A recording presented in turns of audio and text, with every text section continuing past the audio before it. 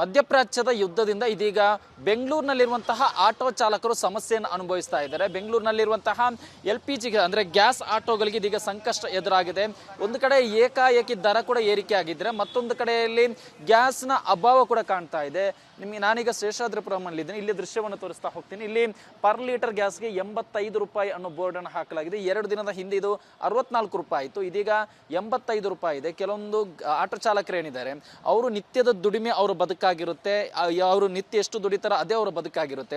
ಈ ರೀತಿಯಲ್ಲಿ ಏಕಾಏಕಿ ಪರ್ ಲೀಟರ್ ಗ್ಯಾಸ್ಗೆ 20ರಿಂದ ಹೆಚ್ಚಾದಂಥ ಸಂದರ್ಭದಲ್ಲಿ ಅದು ಅವರ ಬದುಕಿನ ಮೇಲೆ ಎಫೆಕ್ಟ್ ಆಗುತ್ತಾ ಇದೆ. ಇದೇ ಕಾರಣಕ್ಕೆ ಕೆಲವೊಂದಿಷ್ಟು ಆಟೋ ಚಾಲಕರು ಇಲ್ಲಿರುವಂತಹ ದರವನ್ನೇ ಕೇಳಿಯೇ ವಾಪಸ್ ಹೋಗುವಂತಹ ಪರಿಸ್ಥಿತಿ ಇಲ್ಲಿರುವಂಥದ್ದು.